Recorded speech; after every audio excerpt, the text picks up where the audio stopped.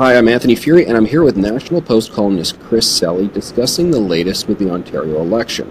Chris, this past weekend we had the advanced voting days. 3 advanced days. Normally, or at least in most recent elections, there have been about 6 days. This one, there were 3, and we have found it is pretty much the lowest turnout for advanced polls ever.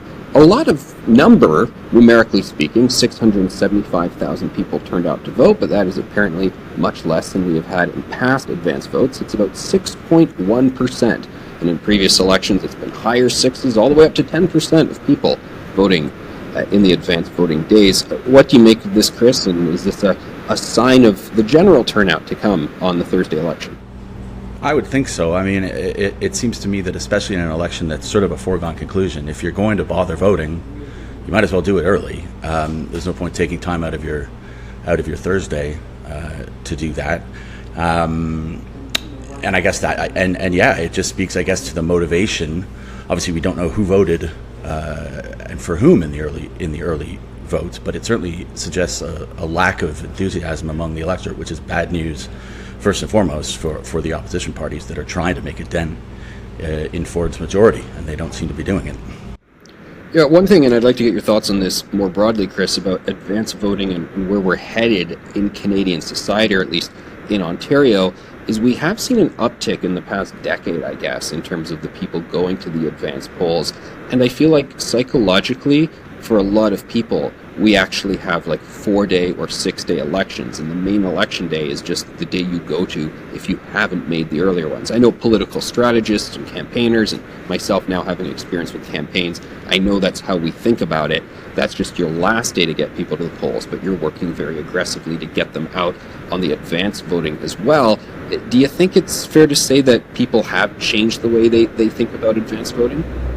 That does seem to be the case, yeah. As turnout goes down, advanced turnout seems to go up, if that makes sense. The number of people voting total is not going up, but the number of people who want to get it out of the way early do seem to be going up. And, I think it's something we discussed last week about, the Progressive Conservatives just dropped their platform on Monday after those days of advanced polling. And you kind of know what you're going to get with Doug Ford. There's no question, and there weren't really any surprises in this platform. Although the term $40 billion is winging its way around the news, and I kind of feel like people should know about $40 billion before they go to the ballot box.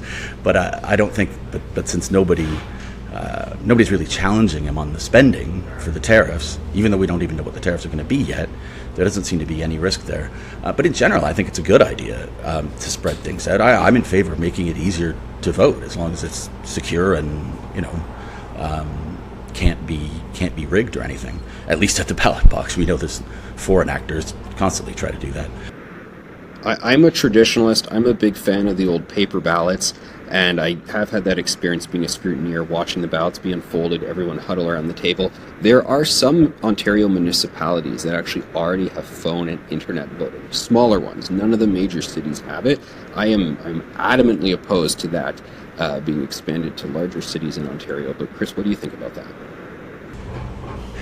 Yeah, I like the idea in principle, as I say, of making it easy to vote, but there is certainly a security element there that needs to be taken into account. I mean, if you just look at the way that party leadership contests go, and those are not under the scrutiny of Elections Ontario or Elections Canada at the federal level, and the stuff that goes on in some of those races, if it happened in a general election, people would be outraged. But at the party level, it seems to be just taken for granted that there can be all kinds of shenanigans. And I think there's a danger there that could bleed into the overall system if you just do let people vote online. Because at the end of the day, how can you prove that someone is who they say they are? It's very difficult to do.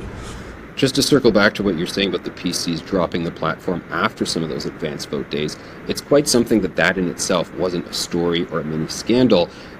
Usually in elections, we have this pressure. When are you going to release your own carbon pricing plan? When are you going to release your your costed platform. There's been none of that during this election in terms of the expectations placed upon a party to deliver us some goods. That's quite remarkable.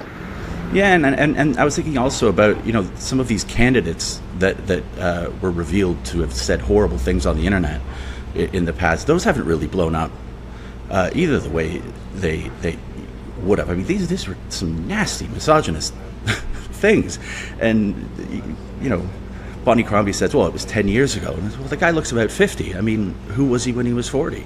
A lot of the traditional things that seem to take hold in these election campaigns just haven't this time. All right, let's leave it at that. Thanks for watching, everyone.